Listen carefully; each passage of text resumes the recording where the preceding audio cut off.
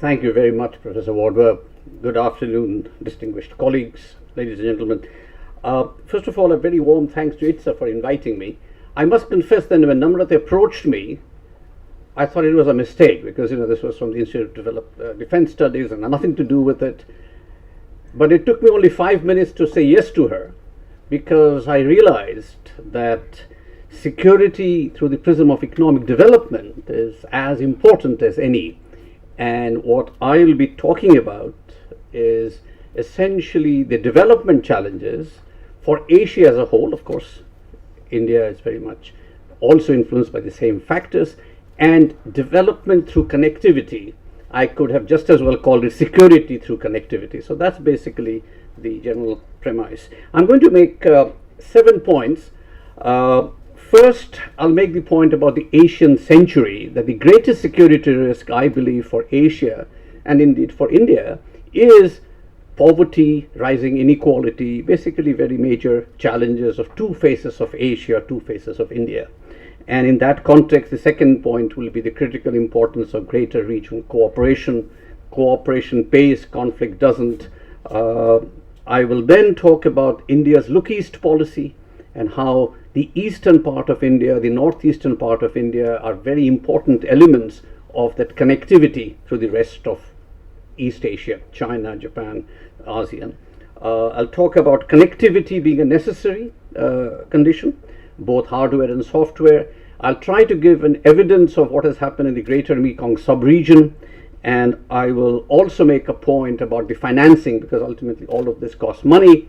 But my conclusion will be that financing, while it's obviously a challenge, it's not a binding constraint. And the need for greater mutual trust, political vision, leadership, statesmanship, etc., they sort of actually play a much more important role.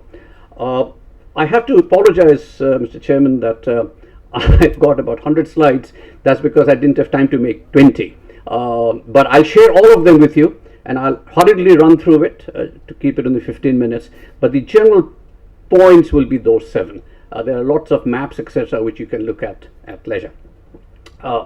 The first point about the Asian century, there's a lot of talk about the Asian century. Asian century has arrived driven by China's and India's phenomenal growth of the last 30 years in China, 20 years in India, and people talk about Asia has arrived. And my point is, yes, that's plausible, but not preordained. There are some major challenges encapsulated by the phrase of two faces of Asia. Very quickly, Asia is in the midst of a historical transformation. So is India. In 1970, for example, 1 in every 2 Asians lived on less than $1 a day. That's the international poverty line. So basically, in 1970, which is just in about 40 years back, generation back, 50% of Asians were poor by that standard. By 1990, that had gone to 1 in every 3, and by 2010 it was less than 1 in 5. This is a huge achievement in one generation, something that has taken some other parts of the world 200 or 300 years. So, but not only in income, Asia has done well on social indicators as well. I think it's fair to say that Asians today are richer, healthier, more educated, live longer than a generation back, and per capita income has increased. I will very quickly run through all of this. Asia is fast becoming a middle income region. So all the good things that you keep hearing about Asia. That is what is essentially the shining face of Asia. And you see the glitzy towers of Makati in Manila or Mumbai or Delhi or Beijing. But there is another face of Asia which is not so shining. And that is the fact that Asia is still home to 2/3 of the world's poor. Number of poor, there were 700 million, more than half in the middle income countries, 600 million people without access to clean water, 1.6 billion without access to improved sanitation, and the list goes on. Increasing inequality, and that I think is a major challenge for Asia as indeed is for India. So my first point is that if you're going to have greater security in this region, you've got to tackle the problem of poverty, you've got to tackle the problem of social deprivation and the rising inequality. Inequality is rising almost all across Asia. There are 1 or 2 exceptions. Asia has become richer, but also more unequal. Okay? In that context, I believe there is a very critical importance of greater regional cooperation. I've got several slides to talk about why regional cooperation. I won't go through them, but suffice it to say that greater cooperation basically provides a region-wide economic growth potential. It provides a much larger market. It provides greater influence in the global commons. And by vesting in each other, the consequences of not cooperating becomes greater. So if I have an investment in your country and you have an investment in mine, we will think more about conflict because the consequences are greater. Again, as I said, I'm not going to go through all the slides, but why regional cooperation, particularly for those who are convinced, don't need to be told much. But for those who are not, I've got several slides here to at least try to make the point. Let me go quickly into India's Look East and Act East policies, which I think are critical elements of India's commitment to regional cooperation. This morning, Ambassador Suri and colleagues here had noted that India's Look East policy really wasn't just starting in 91. It was more formalized maybe, but it has been a long history. And speakers this morning were very eloquent to talk about the history of it. And I think it's a continuation of that. And just a map showing how that connects. I just put this map up to show that the geography of the political boundaries come in the way of common sense. A connection from Kolkata to Myanmar, the blue line, and hence on to Thailand and on to ASEAN, if it is not through Bangladesh, it really has to go all the way around the chicken's neck, a diversion of about 2,000 kilometers to be able to get to this. So connectivity, physical connectivity, is essentially a precondition for greater cooperation with ASEAN, but also similarly into China. A direct connection into the Yunnan province and then beyond. And through this presentation, I'll be showing you several options. Some of them are already on the ground, some of them possible, but all of them sort of adds to the potential of greater cooperation in this region.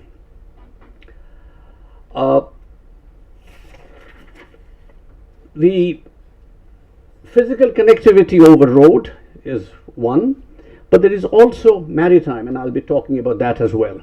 And so it's not just physical connectivity as in terms of road, but physical connectivity, maritime and air. All of these are very possible and indeed extremely important. The physical connectivity, the bottom line is that looking east for India, the physical connectivity has to be through Bangladesh or Myanmar. At the moment, very limited.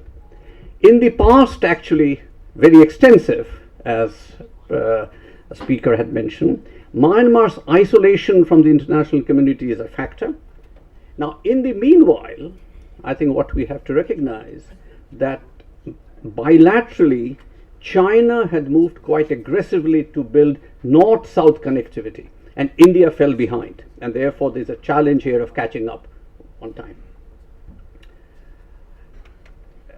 Again, very obvious that anything that we want to do in terms of connectivity eastwards, northeastern India plays an extremely critical role.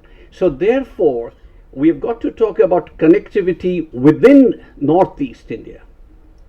And therefore, the development of northeast is an extremely important, necessary condition for connectivity beyond.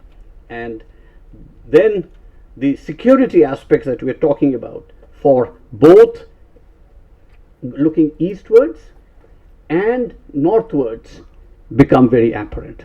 But without the northeastern part of India, which over time has become increasingly isolated from the rest of India because again of the geography of the political boundary, and the only connection is through the chicken's neck, has to be obviously alleviated. And I must confess that as I prepared for this presentation, I started to see and appreciate the security aspects much more than I had when I was looking at it only in an economic development point of view. So this region, the northeast region, is really at the crossroads of India and Southeast Asia, and therefore Northeast India is a bridgehead between India and the vibrant economies of Southeast Asia. So economic development with very significant security aspects. Let me just move on. Connectivity is a necessary condition. The reason I keep saying necessary, just because there is connectivity doesn't mean there will be security, there will be greater trade, there will be greater movement. But without connectivity, of course, it's not going to be possible. This is as far back as 1776, the grand old father of economics, Adam Smith, talked about the importance of good roads, canals, and navigable rivers, etc. So connectivity is not a new concept, it's just that it has to be practiced and put into practice. Let me look, and the reason I want to talk about the Asian highway network now is to give an impression or convey the impression that there is much actually already on the ground. There are missing links, but there is much on the ground as well. Look at the solid lines. These connectivities are already there. These are highways within India, there are highways within Thailand, there are highways within Myanmar. The problem is they're not connected, and I'll show some of them, and of course the dashed lines. But some are physically there, which needs to be upgraded, some needs to be put in, but we're not going to start from scratch. This is an Asian highway, which is a 141,000 kilometers, ultimately, if in place, will connect from Singapore all the way to Istanbul. And as I said, many of them are in place. Many missing links. Obviously, Myanmar is going to be very central to this connectivity because going east or west, it will have to go through Myanmar. Let me show you some of the routes which are already there. This is between Moreh and Tamu, Moreh on the Indian side, Tamu on the Myanmar side. That little link which is missing, the one between Moreh and Tamu, if this is done, and this is being done now with the part of the trilateral highway, Thailand, India and Myanmar, you will essentially be able to connect into Myanmar, down to Thailand, into ASEAN. This is just showing the same thing in slightly expanded scale. Picture of the India-Myanmar Friendship Road as part of that. Let me skip the details, but the point is that the India-Myanmar connectivity is not a huge piece of road, but some missing links have to be put in place, and if they are, then the rest will follow. This is the trilateral highway just talked about. These are the Asian Highway 1 and Asian Highway 2, and if that is in place, you can see I'm talking from Singapore going all the way up to Istanbul, which is I talked about. There is something called the S to S highway, which is from western part of India, Saurashtra through Singapore. Again, if this is put in place. Now, one could say, are these just squiggles on the map? The answer is no. Parts of it, large parts of it are there. But the problem is because of inconsistency of standards, inconsistency of the quality, some missing links, these are not operationally very useful as yet, but can be done with India's central role, because obviously the size and the importance. Okay, this is another one from Mizoram state in India to Chin state in let me quickly talk about the Stillwell Road, which something you have heard about. This was something which happened in the Second World War. The critical importance of that is that it connects India through Myanmar into China. And this is the Stillwell Road. And it has been there since 1945, obviously in very poor shape, but can be upgraded. And on the Chinese side, it is being upgraded. And this is how it was used in 1945 to move soldiers. There is no reason why that place cannot be used to move people and goods and services.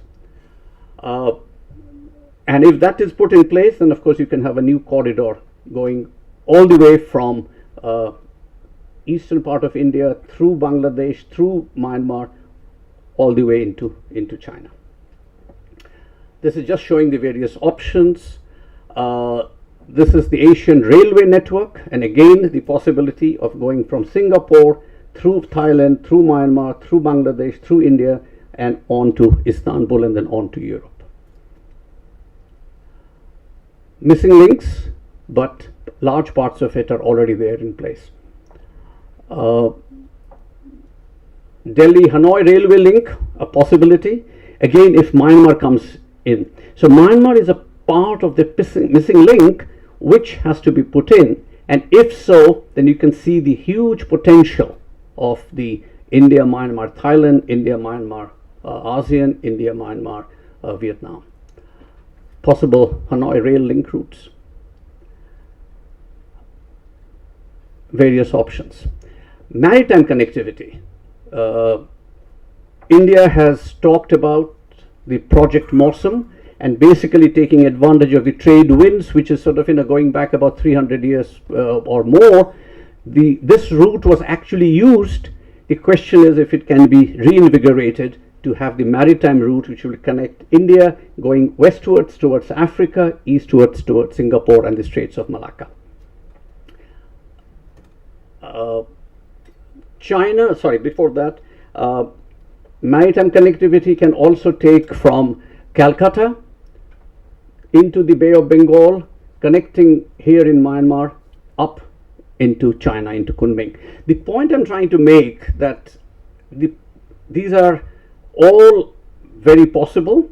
There are technical issues, there are financing issues, but these are feasible. What has kept it from happening is really the political will and the trust.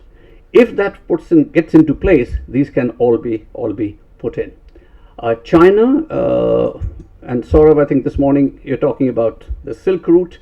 China has huge plans for reviving the old land route going from China into Central Asia to Europe, and also a maritime Silk Route covering from Vietnam along the Strait of Malacca into Myanmar and then out here.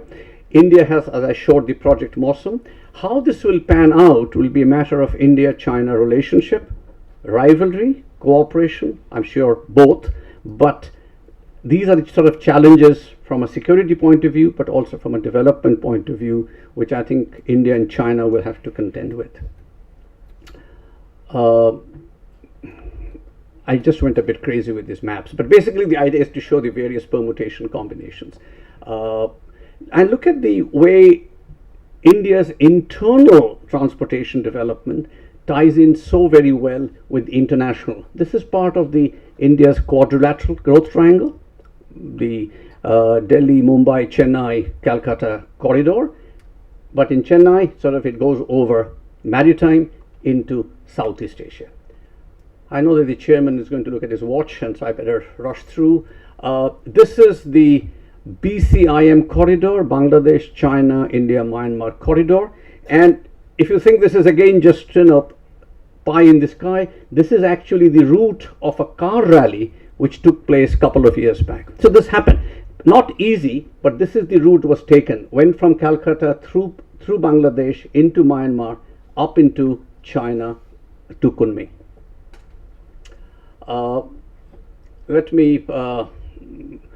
This one is now talking about from China's side. I showed up till now all about India was doing. China is pursuing absolutely a similar thing, a mirror image. They want access to the warm water ports of Myanmar. They want to access to ASEAN. So the north-south corridor coming from Kunming down and east-west corridor going from Calcutta east have to intersect in Myanmar. How this will pan out, confrontation, conflict, or cooperation, that's, I think, the choice that audience like this will have to reflect on and think about. Air connectivity, of course, is also another important element. Digital connectivity, energy cooperation between India and Bangladesh. In the last couple of years, there has been a transmission line financed by the Asian Development Bank on cross-border power transmission.